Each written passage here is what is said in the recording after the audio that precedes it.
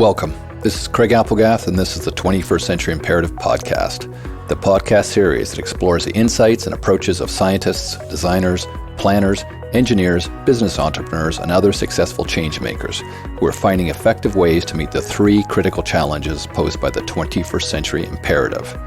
These are: how will we continue to live on our planet without destroying our biosphere?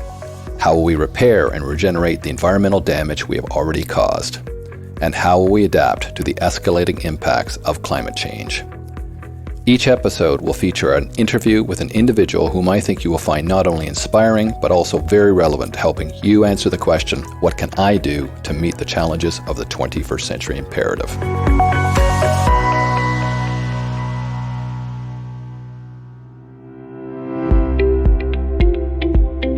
In this episode, I have the great pleasure of talking with Klaus Hoppe, one of the world's authorities on low carbon and smart city planning. I first met Klaus at the World Future Council Conference in Munich in 2014, where we were both speaking. I was immediately struck by Klaus's intensely positive energy and his generosity of spirit. Whether he was talking about smart cities or waste management systems, Klaus always seemed to have an upbeat analogy that allowed him to immediately connect with his listeners. Klaus consults on smart cities and sustainable development strategies to municipalities, city networks, and national governments. In addition to his current international consulting projects, Klaus is an evaluator for the EU Horizon 2020 Smart City Program, was a member of the Systemic Research City of Tomorrow working group for the German Ministry of Research from 2013 to 2015, and since 2014, Klaus has assisted the German government in developing several sustainable energy action plans and integrated city planning projects. Klaus holds a master's degree in geography with a special focus on city development and started his municipal career in 1994 with the city of Freiburg. From 2001 until 2014, he led Freiburg's energy department, coordinating its energy policies and strategies. Even though Klaus will tell you it was a team effort, Freiburg's international status as one of the greenest, most sustainable cities in the world was a great deal to Klaus's vision and commitment to creating sustainable and smart cities. Klaus lives with his wife and two children in Freiburg when he's not somewhere else in the world assisting cities develop smart city and low-carbon strategies. In our interview, I will be talking with Klaus about his experience confronting climate change in both his past role, leading Freiburg's energy department, coordinating its energy policies and strategies, and his current role as a sustainable smart cities consultant, helping municipalities, city networks, and national governments develop smart cities and sustainable development strategies, and what advice he would have for someone setting out to make a difference in meeting the challenges of the 21st Century Imperative. I hope you enjoy our conversation. Klaus, thanks so much for making time to do this podcast interview today. I understand you're just back from the Smart Cities World Congress in Barcelona, which is very topical because one of the things I would like to talk about today is smart cities and where they fit into the 21st Century Imperative. The last time we met, I was in Freiburg researching sustainable city design strategies, and you were generously giving me a cook's tour of some of the great examples of sustainable urban planning that you had been involved with in the city of Freiburg. So why don't we start by you telling us the story of how you came to be so passionate about sustainability in your career leading to the energy department of the city of Freiburg and the Freiburg Steering Committee for the city's Sustainability Energy Action Plan. Greg, thanks for the introduction. And I still remember the evening we spent after the visit of some places in Freiburg, sitting above the city, looking down, seeing sunset. That was wonderful. That was a wonderful experience. And true is that with my now 25 years of experiences, I started my career mostly in a different field. It was in the field of waste management. So honestly, after my studies, mostly on urban geography, I tried to find a job as an urban planner. But I was not successful at all. So these days, they asked, what is a geographer? What does a geographer know about city planning? So they look for architects, for urban planners, for space planners, but not for geographers. So at this time, waste was a very important topic in Germany. So there were jobs, and I started to care about waste legacies and in a rural district. Still, I do that even on holidays. You know, my wife gets crazy about that while I'm always checking the bins. But that happens when you're enthusiastic about a topic. But after several years, And with energy becoming more and more important topic, I was looking for a new challenge. By chance, the city of Freiburg was looking for someone leading the waste management department on one side and partly with the responsibility on climate issues, energy. And so I joined the city 2001, being the head of the energy department, at the same time head of waste management. So waste was still an issue, but energy was a new challenge. So supervising the city's sustainable energy action plan and the steering committee, I began to get involved into urban planning. What a surprise. So after some years, I came to my field where I really was interested in. So I was responsible with my colleagues from the city planning department to develop the strategies. How can we integrate energy in city development? Speaking about new neighborhoods, city districts, how to integrate energy in the first place. Was there a role model who particularly inspired you? And if so, why? Honestly, Freiburg itself was a role model. So Freiburg was everywhere. And when I asked my wife then, okay, there is an opportunity to go north or to go Freiburg, she said, let's go to Freiburg. That's a very nice city. And it's ecological, that fits to you. So we decided to go there. But honestly, they have a neighborhood called Bourbon. Which is I visited when I was there. We visited that, and this was one of the first really integrated planned neighborhoods with a lot of sustainable aspects, from energy to mobility to greening, water infiltration, air corridors, and everything. So this was quite interesting to me. But if we talk about people, of course, I like the Danish planner Jan Gehl for his human-centric approaches if it comes to city planning. And I like as well Richard Florida, which is, of course, he's a geographer, he's American, and he was writing this book of the rise of the creative class. Yeah. And who is now, and this is why I like him, is now in his new book, Urban Crisis, reflecting and challenging all his thoughts from 5 to 10 years back, because he understands that he didn't understand it truly and deeply. So there were some things happening with the creative class that caused a lot of problems in the cities. I thought that was very brave of him. Very few that was very brave. Professionals will come and say, I was wrong. I was significantly wrong, but here's actually what was happening. So it's very gutsy. And I found that book on an airport when I was traveling in the States, and I really like that approach and this honesty that he has. And of course, there's one more guy that I really like, and this is Nelson Mandela, because he was really committed to his issue. And he was once asked about leadership, and he said, my leadership is that I have to care about those who are running in front, and as well always look at those who are lacking behind. So to keep everything and to keep the whole picture. So that was really impressing me, but he's not a city planner at all. No, but has had huge impact on inspiring how the transformation of a country and cities would occur. That's true. So generalizing from your past experience, what do you think are the biggest barriers to getting city governments to understand and come to grips with meeting the realities of climate change and the necessity to not only reduce their carbon emissions, but also adapt to the impacts of climate change? May I start my answer with a different approach? Absolutely. First of all, I want to mention and I want to say that I have come to really appreciate local governments.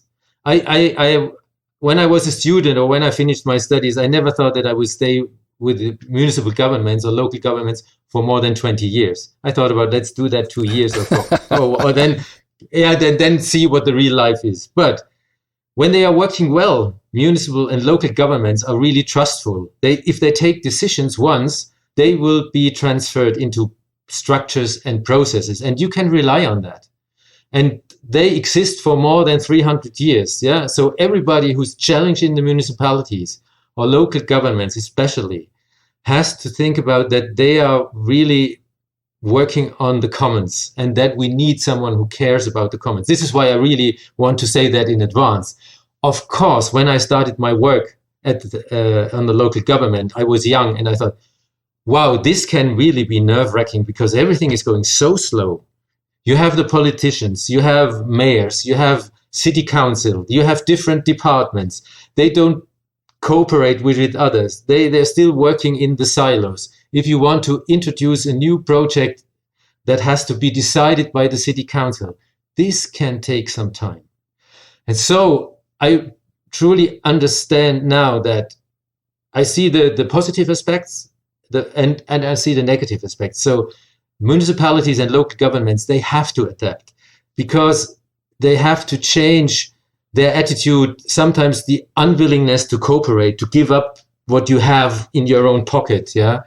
Or let's say it is about, before we start talking about all the public-private partnership issues that we will have in the future with industry, research and everything, we need to make sure that we have a DDP, not PPP, it's DDP, department partnership. Mm-hmm. And although it's always, everybody says, yeah, that's common sense, it's not happening. Oh no, it's so many cities, always. The siloing is just one of the hugest siloing problems. Is always, it's always there. It's always standing somewhere in the corner. It's human nature, it's turf. It's human nature. And it's there to jump on you. And then everything what you thought had been solved, yeah, you have to start again. And having said that, I really think that creativity is, which is not a basic characteristic of a local government, let's put it like that, yeah, has to be brought in these governments for the future, as everything is changing so fast. So we need to have some creativity to work with our structures and processes to keep up with the speed that is surrounding us. So what are the barriers then to that good functioning? Because I'm thinking now, just seeing what's happening in North America and for that matter, Europe, despite the science, despite the facts, legislation is increasingly based on ideology. Maybe that's always been there, but it maybe seems a little more acute now. So how do we get to that good governance versus the problems that we're seeing now with this sort of right-left or alt-right, alt-left extremism? Maybe it's a phase, but what do you see as, getting to that good governance that will allow us to then deal with important matters like climate change and adaptation and regeneration and so forth? I work mostly in local governments.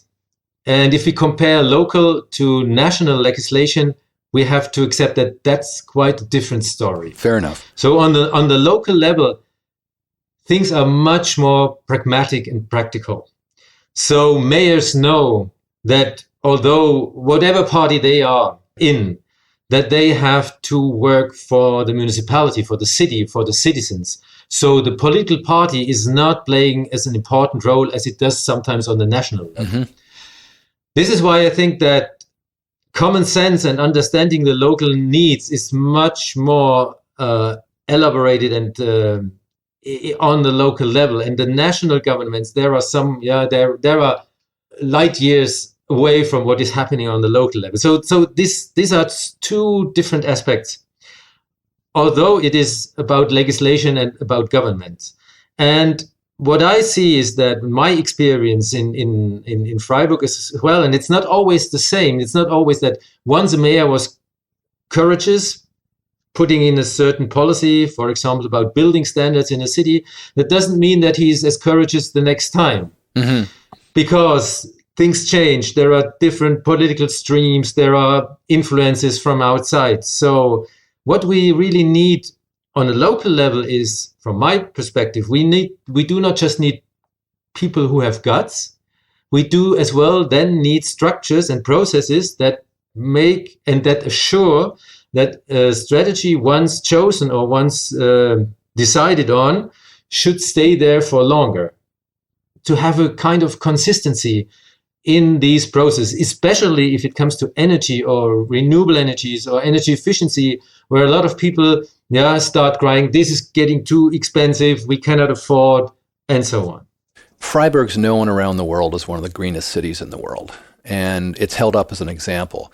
What are some of the key lessons then from Freiburg that you, as someone that was intimately involved in that transformation, can take to other cities that aren't like Freiburg, that are or have dissimilar geography and dissimilar politics? Like what's transferable? Because like these solutions are desperately needed, and they're going to be more and more needed as we move forward. So what's transferable? What is transferable? That's a good question. From my perspective, I have this C3 idea, which means communication, cooperation or collaboration, and creativity. And we have to introduce these issues in the municipal processes and structures. So what we need is, for example, as we had introduced in Freiburg, is this steering committee for the so-called Sustainable Energy Action Plan, which is coordinating the overall energy and climate and CO2 emission inventory and all the action that the city takes. So this is a regular meeting of different stakeholders and as well of different departments. So we need to more or less find a way to have consistency or in our municipal processes that are accepted, not just on the administration level, but as well on the political level. And the best way is to have some political decisions on that. Another example is about integrating energy in the new neighborhood development. So we have developed a strategy which says, with the first idea of a new neighborhood, when there is a competition or whatever, integrate energy, meaning passive solar aspects. How do we orientate the buildings? A certain building standard, which is a so-called Freiburg energy standard, which is higher than the national standard, and the obligation to do a survey on different energy supply solutions for this neighborhood. This has been decided by the city council. This is an overall, let's say, rule. If the city is not providing, the municipality is not providing this as a decision basis for the city council, it will give it back. Mm-hmm. So this is what I mean with structures and processes. We have to identify in which way we can do that, and then set targets and as well the processes that make sure that these targets can be achieved. Those seem to be directly transferable. What about planners? There's a number of planners I know listening to this podcast. What do you think are the three most important things that city planners can do to address these challenges and exploit the opportunities? What do you think they might be?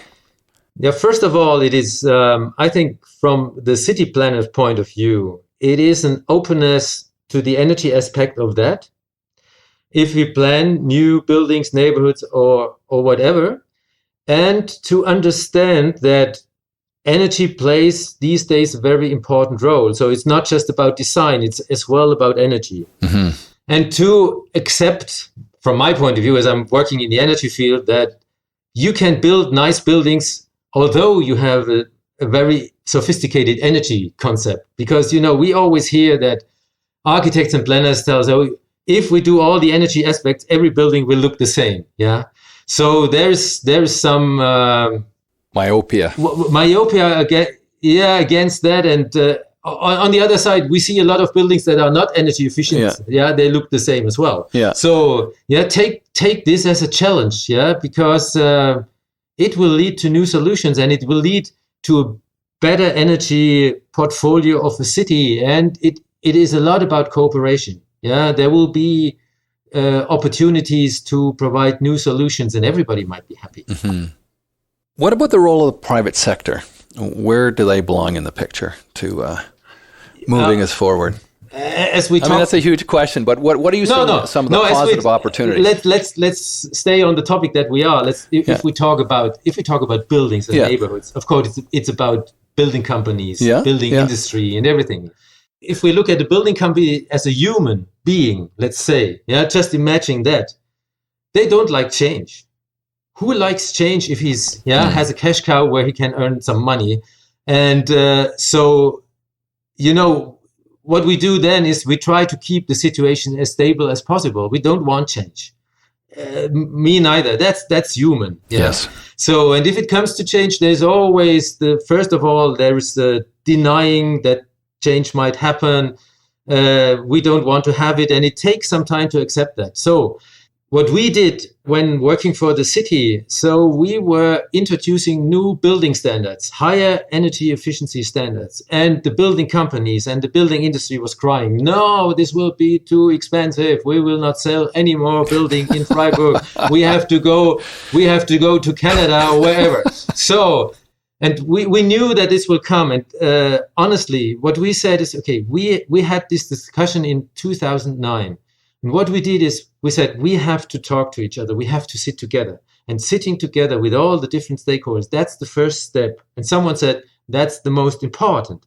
So we did some workshops. We had some experts talking about energy standards and how they increase or decrease or influence the way to build buildings. We have some network meetings. We went to another city. We went to Frankfurt to show them how these buildings look like, because, you know, the priest in its own church will not be listened to. So we went to Frankfurt on a bus, 50 people, different professions.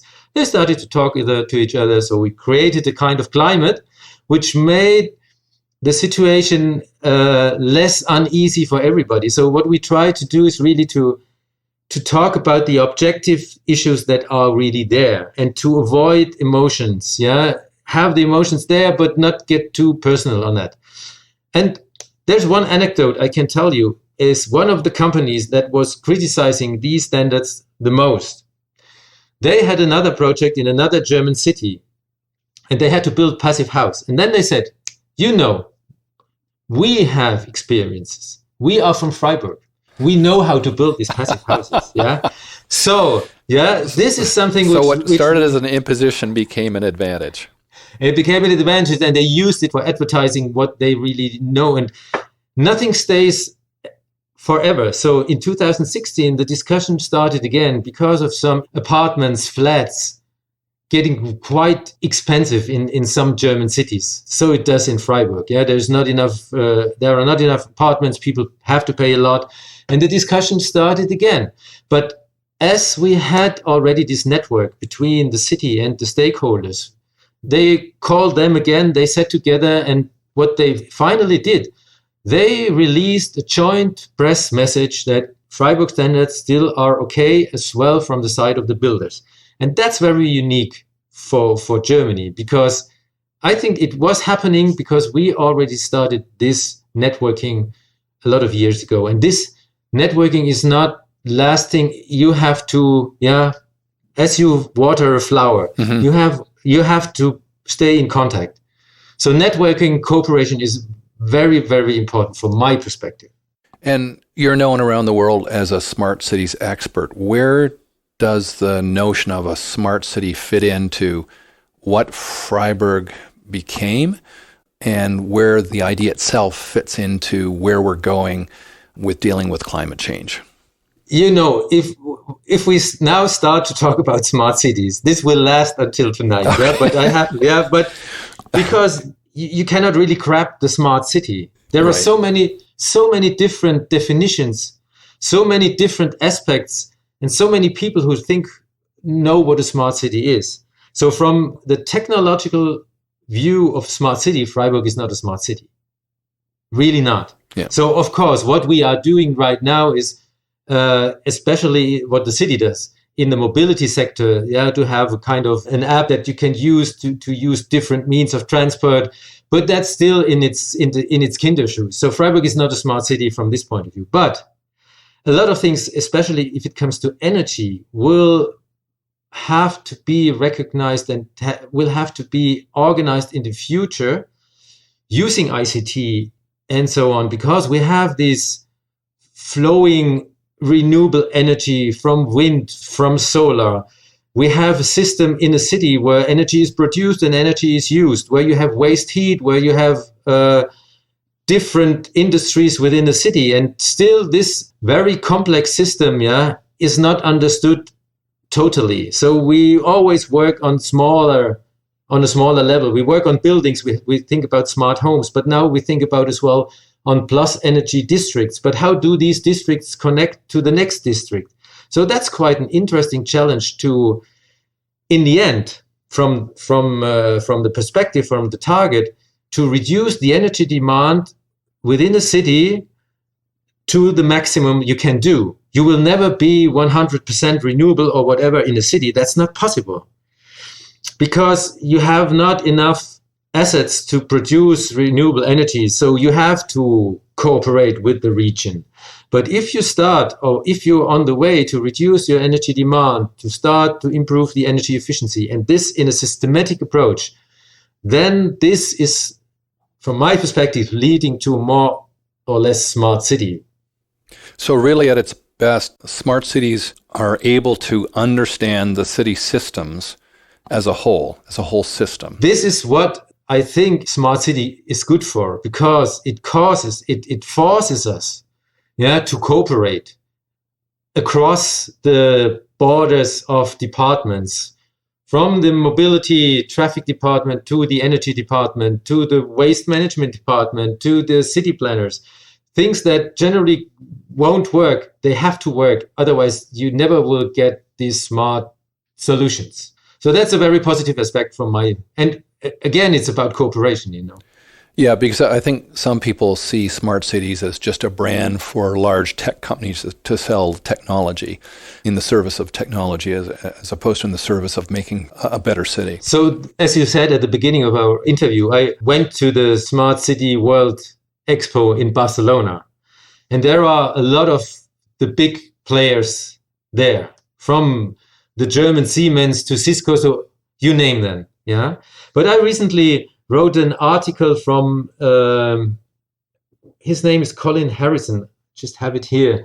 So he is a former IBM CEO, and he wrote about the limits of data. And what he said is that they thought, from IBM perspective, they can just put all their means and their solutions on top of a city, and then everything works. Mm-hmm. And after some years, now he's retiring. He says, now, I understand. Of course, it's about improving efficiency, but it's mostly about efficiency. And he said that the life of a city is much more complicated. We have to accept that, and we cannot put one-fits-all solutions there. It took them some years to understand that. Yeah. So this is why it is a huge challenge for all these players, and as well for the municipalities, to understand each other, so that the private company who wants to sell their solution to a city understands that the city has a totally different mindset. Yeah. And how can we bring them together? So for the benefit of all, and not just because the headline is citizens are in the center of our approach. Yeah. Yeah. We have to dig deeper if it's really like that. Well, this is a classic problem of expertise. When you're a hammer, everything looks like a nail. So the technology people see everything through the lens of technology. Architects, I'm an architect, and I know we see everything through buildings as opposed to the building fabric and city that we're part of. Yeah. So it's an endemic problem. One of the things that worries me most about dealing with the perils of climate change is that although we have renewable energies like solar PV and wind power that are now in many cases below net parity, in other words, they can produce energy at below the cost of generating energy with coal, because fossil fuel energy systems are so deeply embedded in the world economy right now, it will be many decades before we will be able to entirely shift over to renewables. So what kind of strategies do you think make the most sense for bridging this gap? Or how do we deal with this conundrum? So when we talk about especially fossil fuels and coal, and there is a huge discussion in the States, in America, there's a discussion as well in Germany. It's mostly about brown coal, the open mines that we have. Yes, yep. And we still have a huge amount of coal which is producing electricity. So there is not just the infrastructure there, which is blocking parts of the new technologies. This infrastructure is as well in the heads of the people. You know that although we have lost already a lot of jobs in the coal industry before we started to talk about renewable energies, and it's the same in the States and in America. And there is a really interesting film. I have to introduce that here. Yeah? I'm doing some advertising. And the film is called From the Ashes. had been conducted with the support of the National Geographic magazine. And so it's quite interesting to see how the real change had already happened before. Now everything is blamed on the renewable energies. So what I can see here in Germany as well, so the unions, the social democrats especially, they still fight this change, but in the long run, I truly believe they cannot stop it. Of course, we have some infrastructure that had been built for these fossil fuel industries. What we now have to do is, with as much creativity that we have, to use the existing infrastructures. We are in Germany, we're partly talking as well about using the old gas net to produce gas from renewable energy if there's too much wind and too much solar in the system, not to lose it at all, but to produce some hydrogen and use the existing gas net as a kind of buffer. Yes. Yeah. So we have to work with that on one side, and on the other side we have to improve as well the system so that it fits to the renewables. So we have to make sure, and this is what I think, first of all, that the net on the local and regional level is going to be improved. So if we improve this net, and if it can accept all the energy that is produced regionally, then the next step is to think about what about the national grid, because we still need that. We have a lot of wind power on the North Sea, and we don't have as much wind power here in the south. So we partly need these big lines. Right. Well, what about the emerging new technologies to bridge the gap, such as using algae to remove CO2 emissions produced by burning fossil fuels for electricity, like pond technologies here in Canada? Do you think that's one of the possibilities? Because then you can have the fossil fuels and not have the CO2. So if you ask me, I'm not a researcher. I'm not a real specialist on energy technologies. What I really appreciate is that there are people who really looking forward into new solutions, who are researching, who are not stopping, who are trying. And we have to make sure that these people can independently work with a kind of freedom on these projects. So maybe one or two of the solutions that are tested right now will support us in our future energy system, so as the photovoltaics did. If we look back, I have just read some numbers about in 2006, the price for 1 kilowatt peak PV for a rooftop in Germany was about 5,000 euro. Now it's nearly 70% less. So sometimes we need endurance to have, to support partly the new technologies and then see what happens. How do we get people to buy into the enormity of the problem, that this is an existential problem for them, their future family, generations, etc., and to see it as one of the most important problems to deal with? Because it seems to me that even with all of the evidence and all of the facts out there, it just doesn't seem to be having a heck of a lot of impact. Most people now, majority of North Americans, even Americans, believe that climate change is real. But trying to get them to buy into some sort of solutions, that's another matter altogether. Have you read the book Willful Blindness by Margaret Heffernan by any chance? It's sort of depressing because basically she talks about how hard it is for us to change our minds. Our brains are set up to maintain our world understandings, our worldviews, and we'll do almost anything to stop us from changing. It's not just casual, it's built into our brain structure. Is it worth talking about how we get people to buy in and deal with the issue, or is it too big a problem? That's I think that's really interesting, because this is about mindsets and dogmas and what that are residing in our own brains. Yep. Yeah. And you can transfer that to every situation in our daily life, because it's very difficult for all of us to let go. But letting go is a very, very interesting topic in these fields, because we are always, Yeah, we believe there is a problem. Now we have to find the solution. Yeah, we are people that are quite environmentally aware, and now we think we have to solve the solution in putting in new energy efficiency things and so on. And sometimes I'm not quite sure if this way is the only way that will bring us forward. But that's getting very philosophical.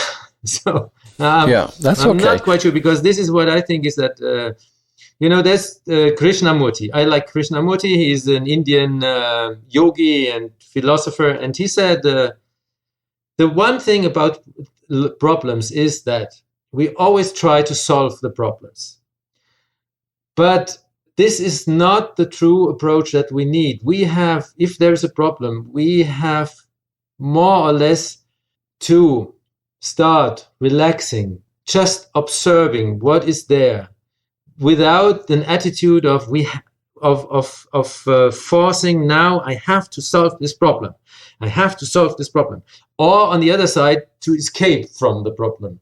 So he says that calming down, and it's not about just relaxing, it's about awareness, and to see what is there from all the different perspectives, and then start about thinking, what can we do?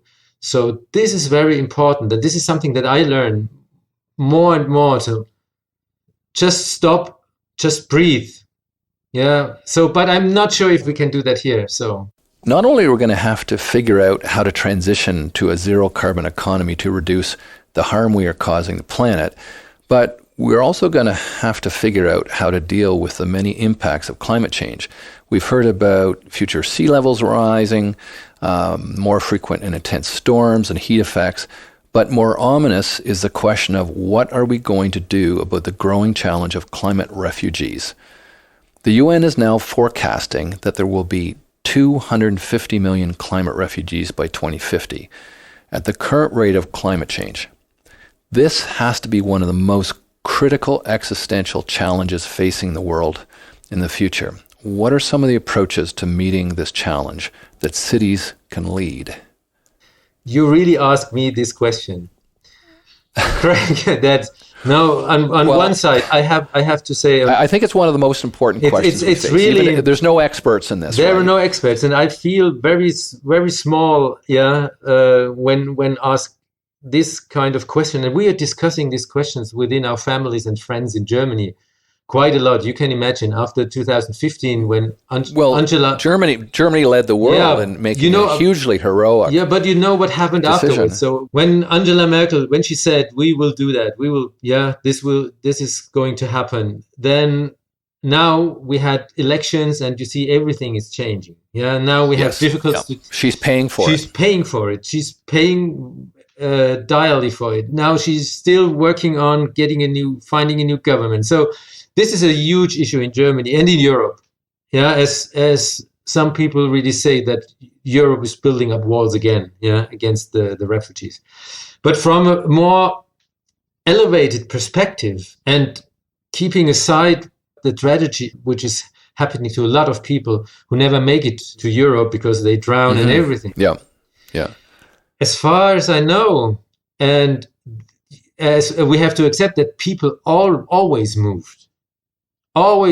There had been movements all over the entire history of humankind. And I really find it interesting, because there was an article, again, 2 days ago. I found it by chance, and now as we're talking about it, you know that the American president and his ancestors are from Germany.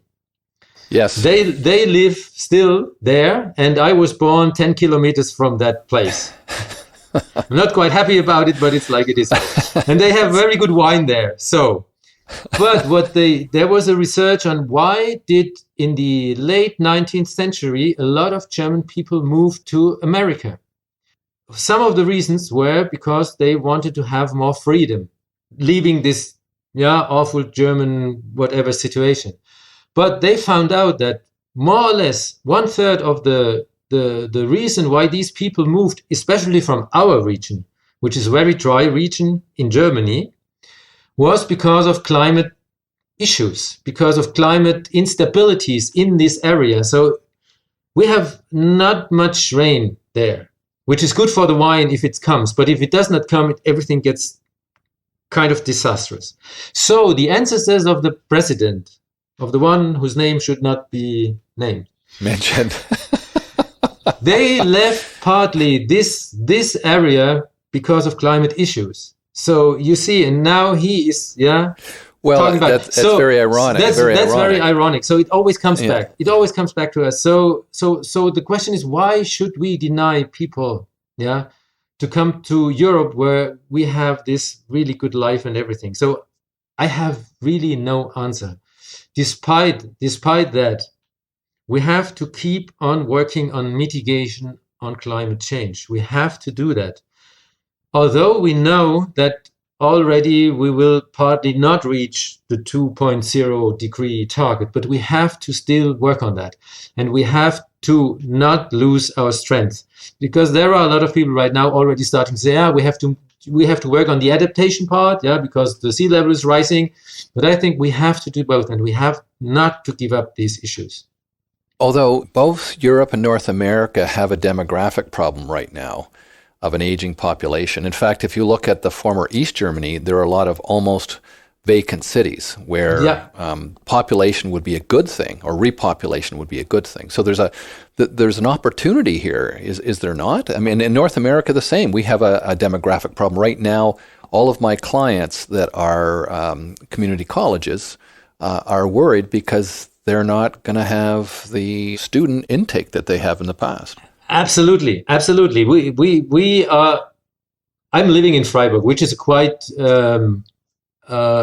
economical, well-thriving region these days, and they do not have enough young apprentices. There are a lot of vacant jobs, and they have done a kind of research that partly these jobs are taken over by refugees, but still not enough. So that's that's a problem that can be solved, with people coming from different countries. But still, as we said, there's a lot of fear within the population, especially in the east of Germany, where they do not have a lot of refugees, but they really fear that these refugees will totally change Germany. There will be no Christianity. Everybody will be Muslim and so on. So we have to be careful, because these fears are real. And there are populists really using that against the democratic parties. And typically, migration is to cities. So what role should various levels of government play in this? I mean, one of the biggest roles, I suspect, will be city governments. It already is an issue. When we had this movement of these 1 million refugees in 2015, nobody was prepared. So now the movement is slowing down a little bit, but it's not going away. So that's a real issue for the cities, to care for enough places where people can live, not just the refugees, but as well those people in the cities that do not earn a lot of money. Because if they see that the refugee is living in a nice new built refugee home and they do not, this is increasing the tents. So the big problem these days in the growing German cities is that some people who are financially not really well equipped have real difficulties in finding suitable and affordable flats. So the movement is for these people, the only chance is to move to the rural areas where they don't have all the things that they need. So this is quite a challenge that we have these days, and how to manage this from a municipal, but municipalities are not only responsible for this, as well from a state and national government point of view, to support building so-called social housing, because we missed that in the last years. And that's a crucial issue. And now, having said that, the next question is, how can we build these social housing?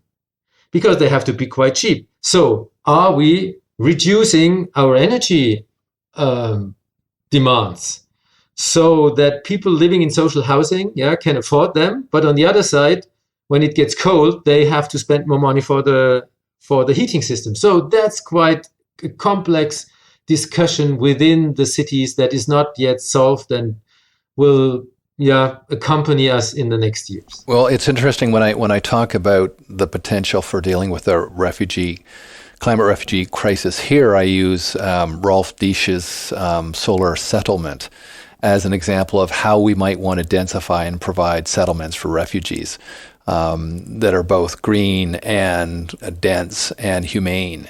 So I guess one of the problems is if we look at this as the cheapest solution, we won't be able to do that. So we have to figure out how to get to the best solution or the most effective solution. The most effective solution, and this is already the interesting part of doing research and try to find how to do that. How can we build these buildings in the future using, for example, prefabricated materials to do so, which is already energy efficient. So why not think about this? We just don't have to stop thinking about how can we evolve and improve what we already have. I remember when I was in Freiburg, we got discussing the large problems that are tough to solve. And you made the point that one of the tools for effectively solving tough problems is collaboration.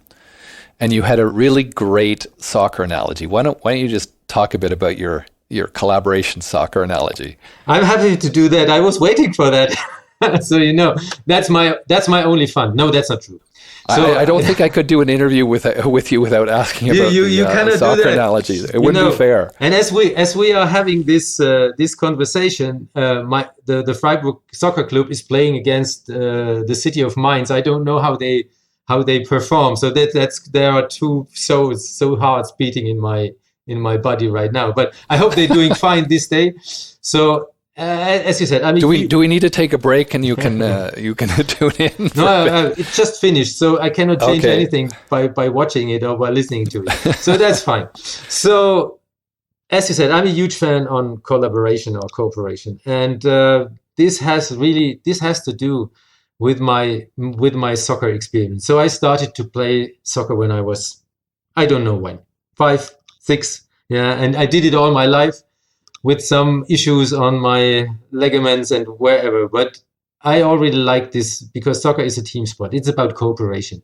And soccer changed a lot. So I was not just doing my work in sustainability, but I always was accompanying the development of the soccer, of the tactics, of the way the game is played. And in the last 15 years, it changed dramatically. So the role of the players changed. So in the past, if you were a defender, they told you always, never, ever cross the middle line. Yeah, never, ever do that. Right.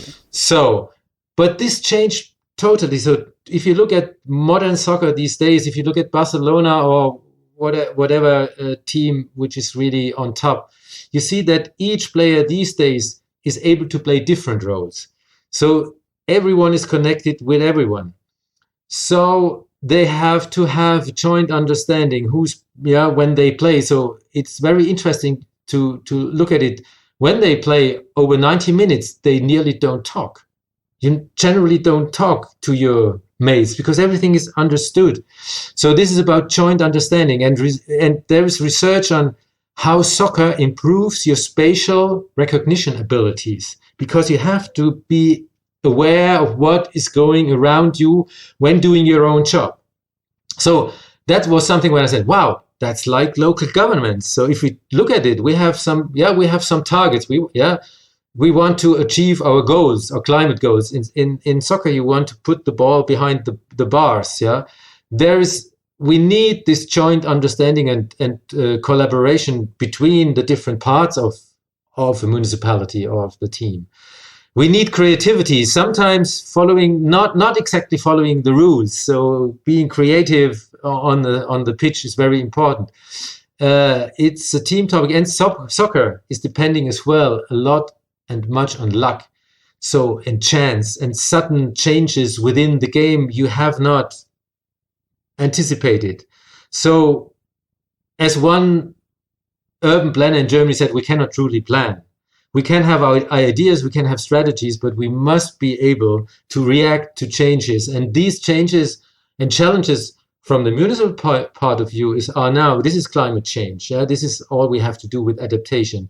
This is all what comes to the cities from the smart city initiative of the industry. So with the new technologies, we have to adapt to these new changes. And there's a lot which is comparable to soccer. Or sometimes when I do workshops, I work with this soccer analogy, to see the team as a soccer team. And then people, because in Europe, nearly everybody likes soccer. A lot of people do that.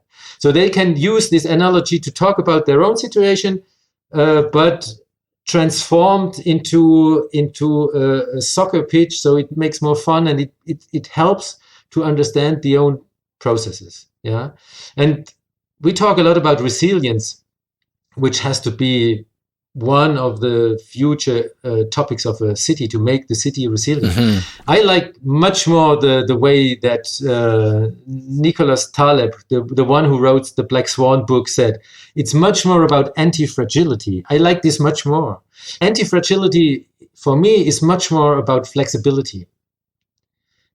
So this is why I really like the soccer issue, and it really helps me to understand what is going on in municipalities, because I have done both soccer and the local government job. So if we use the soccer analogy, is Team Homo sapiens going to be able to win the end game here? I mean, we're facing some pretty enormous existential challenges.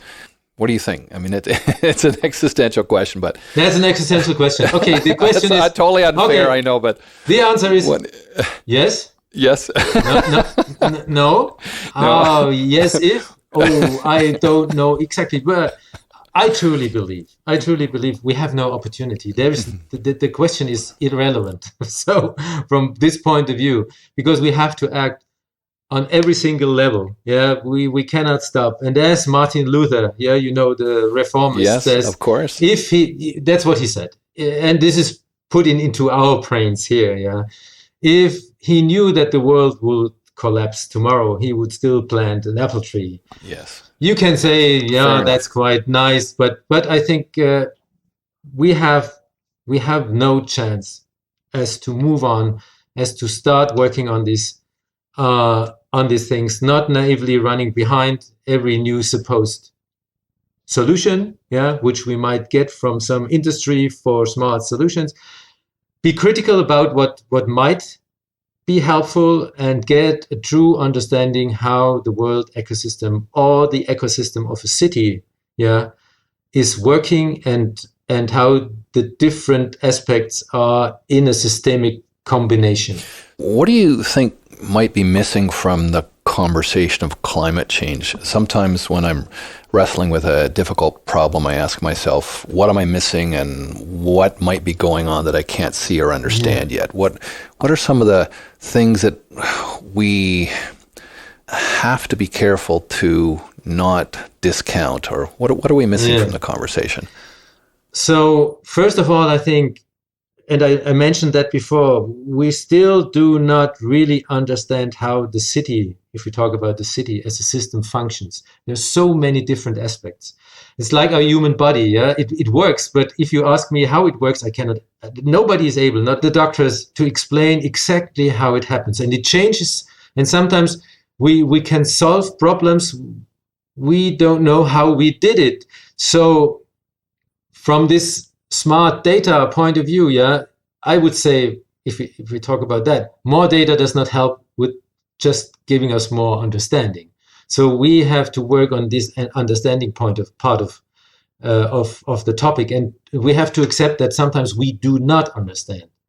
And if we do that, then we might be able to more or less use the different aspects in a way like a juggler does. So we keep the balls moving around without an absolute understanding of what is really going on, which has to do partly with letting go. Which is acknowledging complexity and not having to understand everything, but at the same time realizing that you can't simplify. You cannot simplify. Of course, you can simplify, but we have to accept that. But you won't be successful if you simplify. If we start to simplify, and this is what we do if we use data, we always have we always decide about, okay, which data are we going to use? So we exclude part of the complexity if we just use several, and we can use 100 different data sources, and still we will not have the complexity of the overall system. And this is why it's really interesting. And then it's getting a little bit philosophical, yeah. And I like these Indian yogi issues, and that Krishnamurti, he's an Indian yogi and poet and writer, and he said that we will not solve our problems while trying hard to do so. Just start to observe, yeah, without an intention to solve it or to escape from it. That's all. That's the first step. And it's the last one. And that's very difficult for people like us in the Western world, yeah, to just let that sink in and see some truth in that. Well, what about people who might be missing from the conversation? Are there people that should be playing a more important role in this discussion that are currently not participating? Are there people we should be listening to that we're not paying attention to now? As we were talking about smart cities and technologies, yeah, so we often do not integrate people working in the arts field. Mm-hmm. Yeah? Yes. If it comes to cities. That's a good point. Yeah, but this is changing. It's changing, but it's still not accepted, because if we have a technological problem, we want to solve it with technologies. So arts people are people that are not directly involved in the issue. And of course, if we talk about, we talk a lot about citizens' involvement in Germany, but with this issue, there is citizens' involvement everywhere. What happens is that the usual suspects always arrive. You always have them there. So, as you said, what about these people who are not there? So how can we give these not existing voices a voice in such a thing? So this, which means that we have to find strategies maybe to involve them, ask them to come. If they don't want to come, we have to increase our empathy. So what would they think? To step in their shoes. So this means sometimes they will not come because they don't trust the government or whatever. So this means that we have to increase our mindset, yeah, and be empathetic. What might they have? So this is quite a challenge in the future. But these are people that are generally missing. How do we get them into the conversation more effectively then? Good question. And I'm not an expert in that, but I know that the cities, especially in Germany, they do a lot of pre-introduction of new projects. So they ask the citizens in advance. A lot of money is spent for that. So maybe, and these are generally big events where you meet in a big venue or something like that. Maybe we have to go out into the field, assemblies there, not in the normal way, yeah, to catch the people when they are just walking around in their neighborhood where they live. And so maybe we need some more strategies like that, but not quite sure, because there will always be people who are not interested. But you often do facilitations to develop planning strategies and energy strategies. Is that one of the things you try and do is get a good range of voices at the table? That must be part of the strategy. That's one of the most important steps. And we have as well to think in advance, depending on what topic exactly we are talking about, whom to invite. It's not about the restriction to not invite some people, but if we talk about a special technological solution for an energy supply, then maybe not everybody living in the neighborhood has to be invited. So we have to really think about, yeah, who is needed and where are the blanks and how can we fill them. Let's shift gears a bit. I want to talk about the notion of progress. This question has been on my mind lately. I think most people who care deeply about our planet implicitly believe in the idea of progress, but lately that belief has been severely tested. Brexit, the rise of the right in Europe, the alt-right, and the denial of science and fact-based reality in the United States are all giving progressives and liberals great anxiety about progress. What do you think about the idea of progress and the idea that we can make a positive difference in the world? Now, I think we already started to talk about this issue when you asked me about what is missing. But another example I would like to mention is all these pubs where you have where you don't get Wi-Fi these days, and they have a sign or a board, a display where you find written, just think it's 1996 and start talking to your neighbors. Really? I haven't seen that. That's a great idea. That's happening as well. And I think this is in that direction. Yeah. So as we believe that technical progress is always good, and there's still a lot of people who just believe that, and they sit in some industry, and they sit as well in Silicon Valley. So there are on the other side people who really fear to be left behind. Old ones, the really young ones, socially disabled ones, or whatever. People who are not really have a technical affinity. I think this is and as well what happened with Brexit and everything, you see, because what we see is a kind of crack through our society. And we have that in Germany as well. Yeah, so it's different, maybe like in the States or like in England, but there's a crack, and it's right through the middle. So, and we have to accept that this crack is there. That's the first thing. Yeah, I'm learning from Krishnamurti. First of all, see, there's a crack. And don't just overdo it by thinking about how can we fill it, yeah? Because then you just fill it. So we have to accept this crack and then look into it.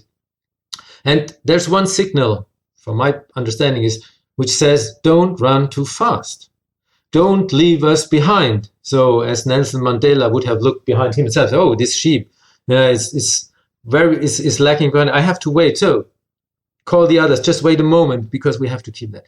So this is, and if you start talking with someone who really believes in technology and the fast development of technology, he might tell you a refusenik, something who is refusing to accept that there is change or there's technological change. But as this change is happening so fast, sometimes I think it's like when I'm traveling from Germany to Canada or to Toronto, it takes me 5 days really to get my soul with me there, because it's going so fast with these airplanes, and everything is happening so fast. And I think we need to have the entire person here. And if these people who have the fear to get lost, if we don't care about them, we will not be able to close this crack. It's often been said that optimism is essential for progress. So I'd like to ask you about optimism and to frame it with a quotation. Just after Václav Havel had been made president of Czechoslovakia after the communist regime collapsed, he was asked whether he was an optimist. And he responded by saying, "No, I'm not an optimist in the sense that I believe that everything will go well, but neither am I a pessimist in the sense that I believe everything will go wrong. I am hopeful, for without hope, there will be no progress. Hope is as important as life itself." I thought it was a wonderful response. So, Klaus, what gives you hope? What keeps you going when things are looking dark? Honestly, Greg, now we should stop our interview, because I like these words from the Czech president as well. It's really, Havel was one of my heroes. Yeah, it's really great. So what can I say? A small guy like me. He thought he was a small guy too. Yeah, we are the same size. So I like to say these things with songs, you know. And I think there is a song quite old. I don't know who sang it. It is like, simple things mean a lot to me. Yeah. Mm-hmm. Simple things that only children can see. There are no and so on. Yeah. So, and I think as well, I'm quite simple-minded. So if there's a good song, if there's sunshine on my skin, yeah, this gives me a feeling of, not of hope. Of course, it's as well, it's religion. It's my yoga practice that I do. It's my family. And of course, it's a nice soccer kick. Yeah. It gives me a lot of courage. But I really think that these are the simple things. Yeah. The moments when we are quiet and we are in balance with the things that are outside and inside of us, Mm-hmm. which are rare. And if you recognize that there's such a moment when the sun comes up and after a rainy day, yeah. So this is when I feel connected with everything, because everything is connected. And this is why we have the internet, yeah. But I think we still comprehend the internet in a much too technical way. Everything is connected on this planet. Every human soul ever had been here and will be there. So, and these moments give me hope. I think that's a really nice place to bring our conversation to a close. But before we do so, I'd like to ask you a couple of hypothetical questions to end off. Yeah, thank you. The first one is, if you had the power to see one change, one innovation, or one policy implemented in cities around the world that had the effect of significantly reducing CO2 emissions or helping cities adapt to climate change or helping cities repair environmental damage our species have already caused, or all of the above, what would it be and why? It would be the renaissance of the bicycle. I truly believe that the bicycle is one of the best inventions we ever had. And these days, with the opportunity or the ability to increase our radius with electric bikes, which is happening in Germany already partly, and to produce the electricity we need 100% renewable, and to have the renaissance of the bicycle, especially in these Chinese cities where it was really accepted and now everything is car driving, and as well in our cities. I think this will be a huge change, or will lead to a huge change in our cities. And it's something each of us could contribute to. More health, more fun, and less noise, less pollution, and 5 kilometers radius. Ask yourself, I ask myself, everybody should ask himself, a 5 kilometer radius, I don't know, 3.5 miles.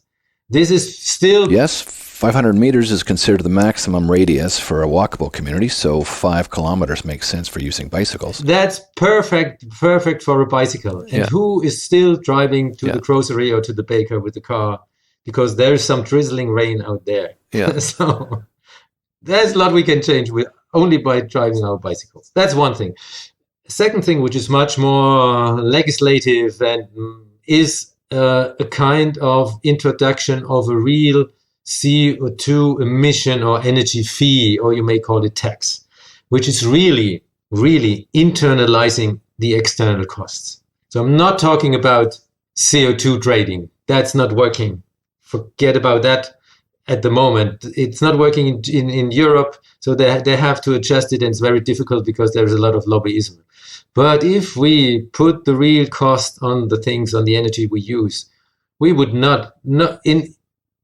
really, and this discussion is happening in the States. I know that there's the Sierra Club who's working on it. It is happening in Germany. It still exists in Switzerland. It exists in the UK, of course, much more to support nuclear power, but it exists, and it exists in Sweden. So if we do that, we would have a dramatic change from fossil fuels to renewables, because they are just too expensive. Yes, I think that internalization of the externalities has got to be one of the most important things we get to somehow. And you see, if we talk about local governments and the ability that I have as a human being and the abilities that national governments have, this is a national government issue.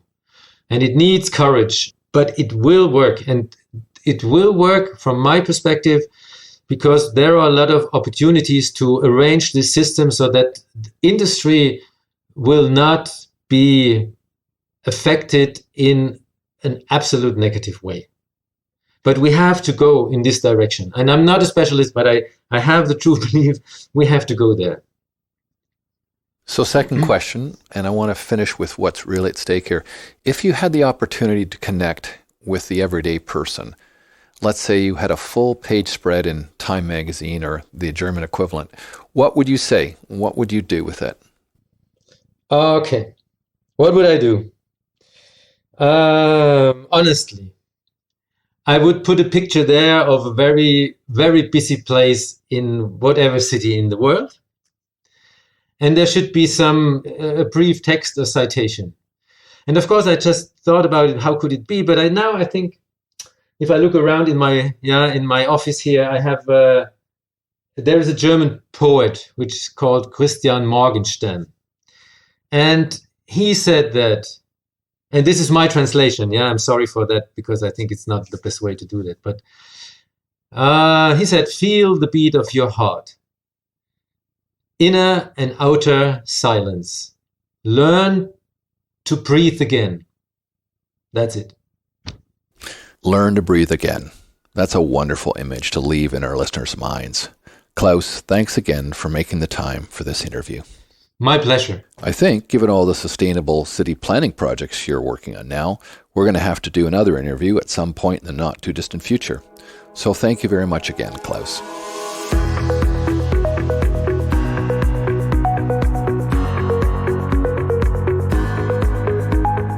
You can find links to more information about Klaus Hoppe and the notes about what we discussed in this podcast at tfcipodcast.com. Until next time, thanks for listening.